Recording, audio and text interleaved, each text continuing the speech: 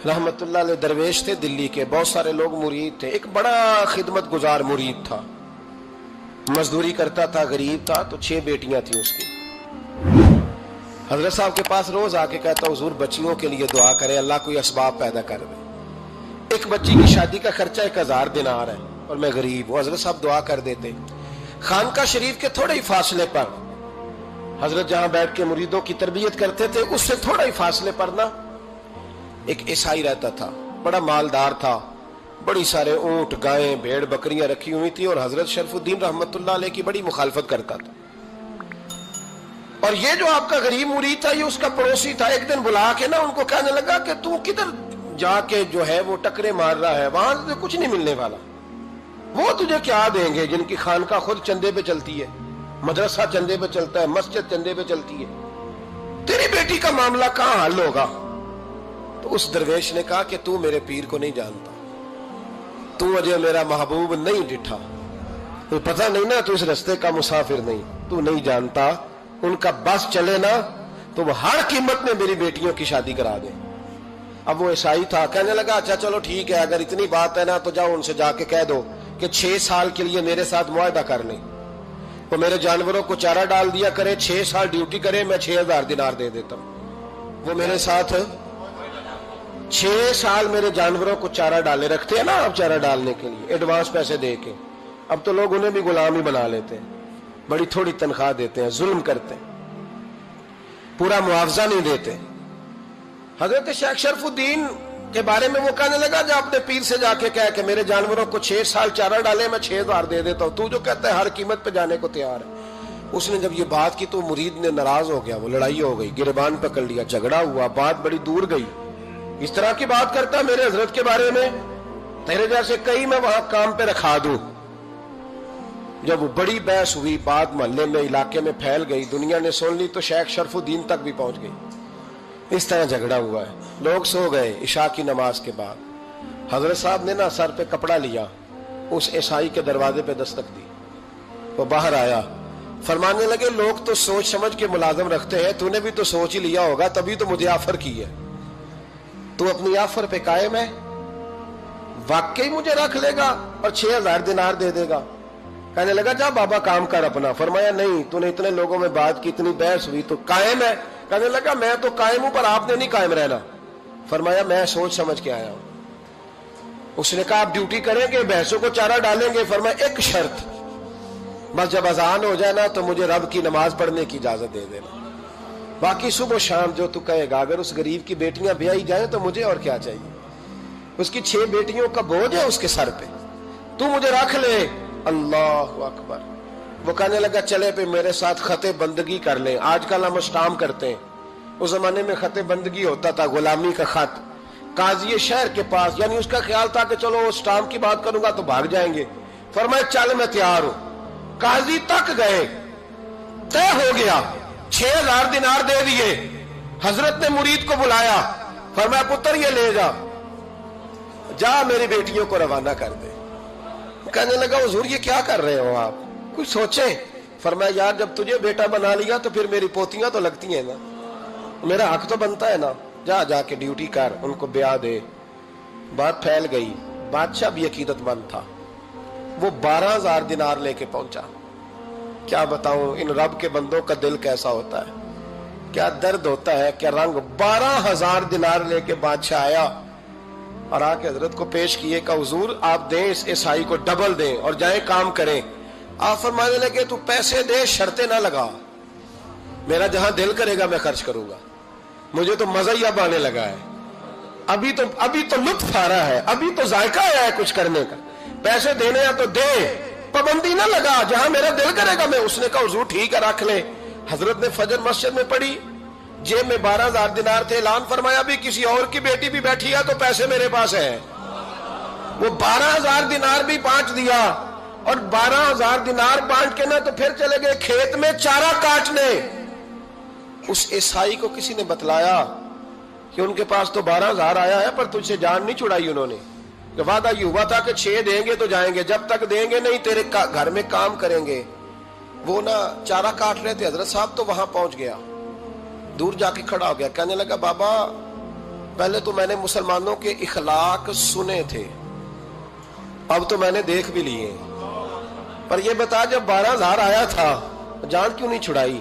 تو حضرت چارہ کاٹتے کاٹتے رو پڑے، فرمانے لگے تو نہیں نہ جانتا یہ بیٹیاں سانجی ہوتی ہیں، پتہ نہیں نا؟ میرے رسول پاک نے تو حاتم تائی کی بیٹی کے سر پہ کپڑا رکھ کے کہا تھا بیٹیاں برابر ہوتی ہیں، تو یہ نہیں پتا جب اس کی 6 بیٹیوں کی شادی ہوئی ہے میرے اندر روحانیت کتنی بڑی ہے۔ فرمایا پھر 12,000 آیا ہے تو 2-4 بچیاں پھر گئی ہیں، تو یہ نہیں پتا میں اندر سے راضی کتنا ہوں، میں تیری نوکری کرتا رہوں گا، پتہ نہیں اللہ کتنی بیٹیوں کو بیاہ دے گا۔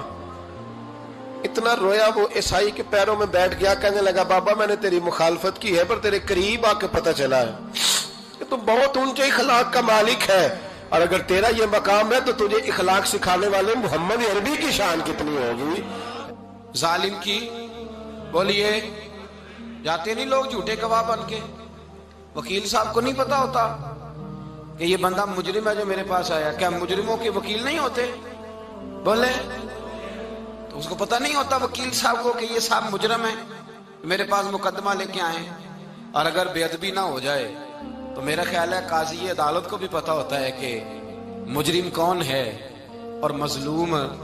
میرے نبی پاک صلی اللہ علیہ وسلم نے اس قدر زیادہ سختی فرمائی اس مسئلے میں، فرمایا جس کو پتا تھا کہ فلاں آدمی ظالم ہے، ظلم کر رہا، پھر وہ ظالم کا گواہ بنا یا اس نے ظالم کی مدد کی، کتنی کی؟ شارحین لکھتے ہیں چاہے اس نے ایک جملہ بول کے کی، چاہے ایک، سارے بولیے، چاہے ایک غریب کو اس نے ظلم کیا تو کہتے ہیں علاج یہ سی، چاہے ایک جملہ بول کے کی، شارحین اس حدیث کی شرح میں لکھتے ہیں ایک جملہ بول کے چاہے مدد کی، جس بندے نے کسی ظالم کی مدد کی کسی مقدمے میں یا کسی صورت میں اور اسے پتا تھا یہ ظالم ہے، میرے نبی پاک صلی اللہ تعالیٰ علیہ وسلم فرماتے ہیں اگر اس نے مدد کی، ابھی ظالم کی بات نہیں ہو رہی، ظالم کے مددگار کی بات ہو رہی، اگر کسی نے ظالم کی مدد کی تو حضور فرماتے ہیں خدا بھی اس سے بری و ذمہ ہے، رسول بھی اس سے بری و ذمہ ہے۔ سنبھال کے رکھے اپنی نمازیں، قربانیاں، حج، زکوٰۃ سنبھال کے رکھے۔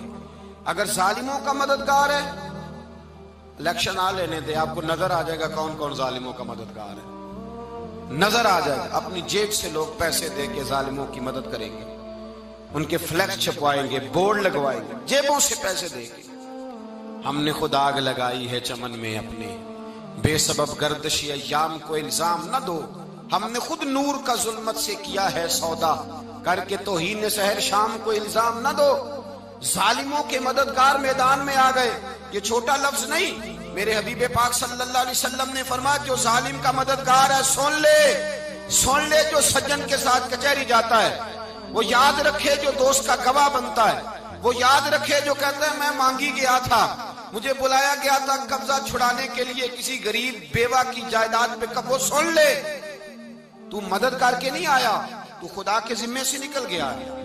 رسول پاک نے فرمایا تیرا میرا تعلق ختم ہو گیا، تو ظالم کا مددگار ہو گیا، پھر تو کہتا میں بے چین ہوں، میں بے قرار ہوں، میں آزمائش کا شکار ہوں، پلٹ کے دیکھ تو صحیح تیرا گناہ کتنا بڑا ہے۔ میرے نبی پاک صلی اللہ علیہ وسلم کا ایک اور فرمان سن لیں، ابن ماجہ ابو داؤد میں موجود ہے، اس حدیث کو آپ نے یاد کر لینا ہے، کر لیں گے انشاءاللہ، سارے کہیے انشاءاللہ کر لیں گے یاد۔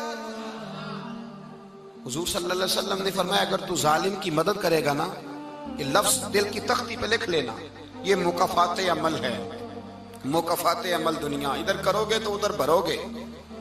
فرمایا اگر تو کسی ظالم کی مدد کرے گا، سن لے حضور کا فرمان ہے، اگر تو ابن ماجہ ابو داؤد سیاہ میں موجود ہے، فرمایا اگر تو کسی ظالم کی مدد کرے گا تو رب تعالیٰ مرنے سے پہلے پہلے تیرے اوپر بھی ظالم کو مسلط کر دے گا، تیرے اوپر بھی ایک دفعہ ظلم ضرور ہوگا اگر تو ظالم کی، وہ کسی صورت میں بھی ہو سکتا ہے، کسی صورت میں بھی، تیرا بیٹا ہی اٹھ کے ظلم کر دے گا، تو الجھ جائے گا، کسی نہ کسی جگہ تیرے لیے تباہی کا سامان ہوگا، تیرے اوپر ظلم ہوگا، اس لیے کہ تو ظالموں کا مددگار ہے۔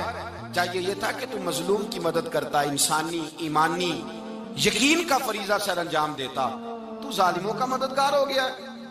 ٹٹول کے دیکھ لیں، رزلٹ نکال کے دیکھ لیں، ہمارے زمانے میں ظالموں کے مددگار زیادہ ہیں، اتنی لمبی زبانیں نکال کے ظالموں کی مدد کرتے ہیں، بڑے بڑے کالم نویس اللہ نے انہیں قدرت دی لکھنے کی، تو اپنا قلم ظالموں کی مدد میں خرچ کرتے ہیں۔ وہ لوگ جن کو اللہ تبارک و تعالیٰ نے قدرت دی، ہمت دی، طاقت دی، کچھ لوگ ان کے حلقہ احباب میں، وہ اپنے لوگوں کو استعمال کر کے ظالموں کی مدد کرتے ہیں، ظالموں کی مدد کرتے ہیں۔ میرے نبی کریم سید عالم نور مجسم صلی اللہ علیہ وسلم نے فرمایا، اگر تو نے ظالم کی مدد کی تو جب تک تو توبہ نہیں کرے گا رب تجھ سے ناراض ہی رہے گا۔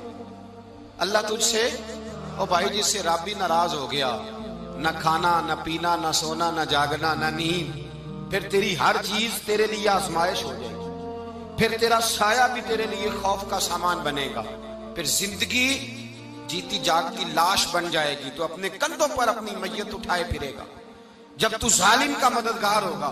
اور نبی پاک صلی اللہ علیہ وسلم نے فرمایا ظالموں کا مددگار بھی ظالم ہوتا ہے، ظالموں کا مددگار بھی، سارے بولے ظالموں کا مددگار بھی نہیں، کو نہیں، آپ سارے نہیں بولے، ایک دفعہ بولے ظالموں کا مددگار بھی، پکی بات ہے، ظالموں کا مددگار بھی۔ اللہ اکبر، جس کا یارانہ ہو، جس کا دوستانہ ہو، جو کہے میں نے نا اس کو اوکھے ویلے کے لیے ظالم کو یاد رکھا ہوا ہے۔ کبھی مشکل میں رکھے نہیں ہوئے لوگوں نے ظالم دوست، کہتے میں نے رکھے ہوئے ہیں، بلکہ ہمارے دیہات میں تو کہتے ہیں میں نے بازو بنائے ہوئے ہیں۔ کس کو بازو بنا لیا؟ ظالم بھی کبھی بازو ہوتا ہے، جو ظلم کی تلوار لیے میدان میں کھڑا ہے۔ قارون، حامان، فرعون، نمرود کا حال نہیں لوگوں نے دیکھا؟ اپنے زمانے میں آپ نے کتنے لوگ نہیں دیکھے جن کے سائے سے، آواز سے لوگ کانپتے تھے؟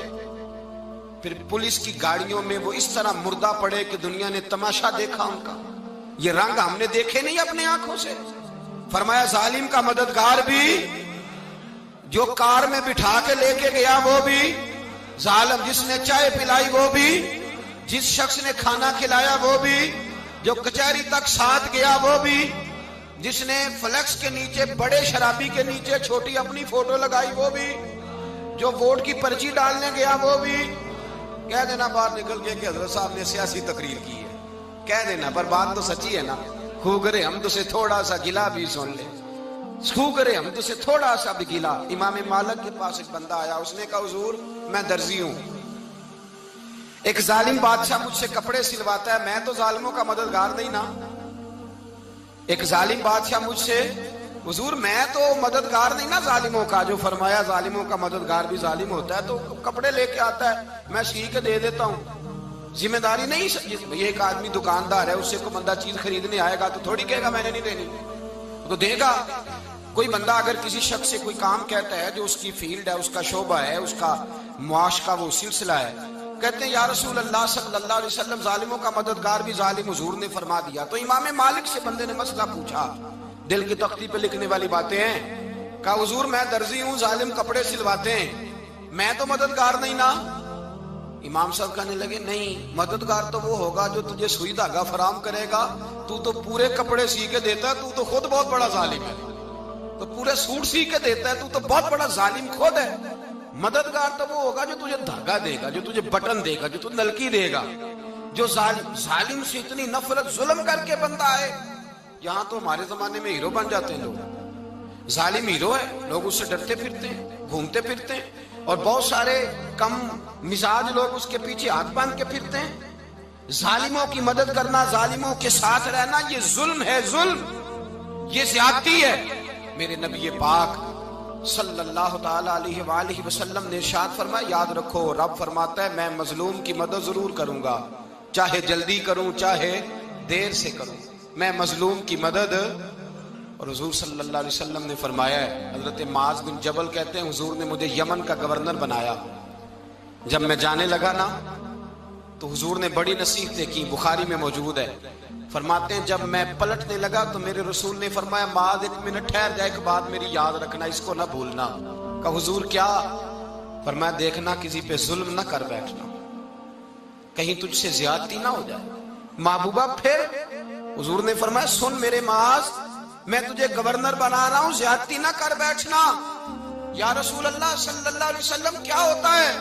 تو میرے کریم نے فرمایا جب مظلوم دعا کے لیے ہاتھ اٹھاتا ہے تو عرش کا مالک کہتا ہے فرشتوں پیچھے ہٹ جاؤ، عرش کا مالک کہتا ہے فرشتوں پیچھے ہٹ جاؤ۔